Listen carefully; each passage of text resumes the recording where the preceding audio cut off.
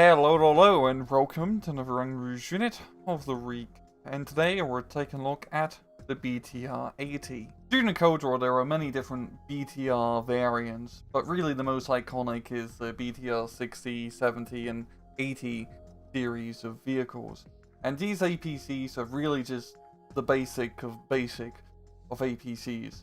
An 8-wheel transport with just enough armor to survive small arms fire and just a big enough machine gun, the 14.5mm KPVT, to provide just enough threat on a modern Cold War battlefield. And these vehicles are very cheap and easy to produce, and highly sought after from nations willing to buy them, as a simple battle taxi is much better than walking to the front line. In game, the BTR-80 is a 15-point transport available to the Soviets and also the East Germans. It is a single weapon. And the single weapon is mostly underwhelming. It's just a KPVT, 400 rounds of ammunition.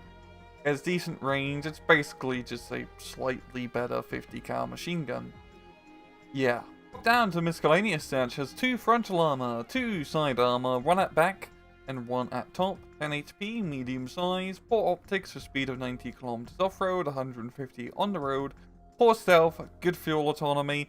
It's also amphibious at 45 km an hour and type restricted to marine and motorized decks. So in battle, the BTR-80 is frankly a unit you're just not going to see all that often, and for good reasons.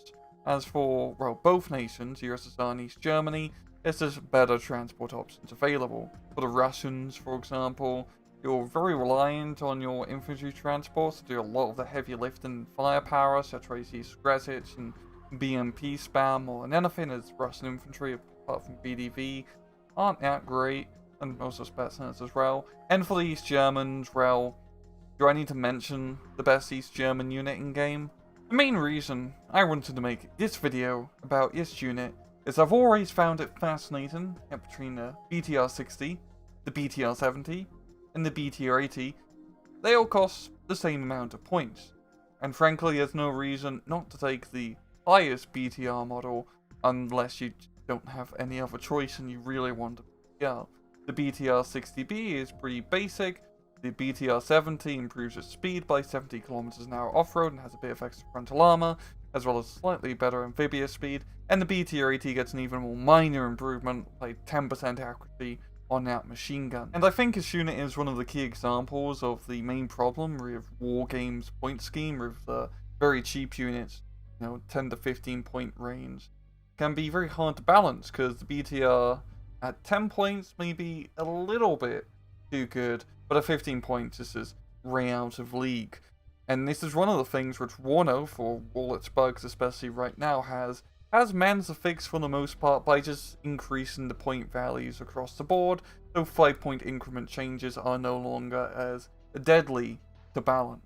And it really is a shame that the BTR does not exactly see that much presence on the battlefield in war games, just due to this fact, as, historically it's one of the major infantry transports for a lot of Eastern Bloc nations. The BTR is kind of synonymous with the M113 of Western nations. Overall, I wouldn't pay 15 points for this. This has been another Rouge unit of the week. I hope you guys enjoyed the video, and as usual, please just take it easy.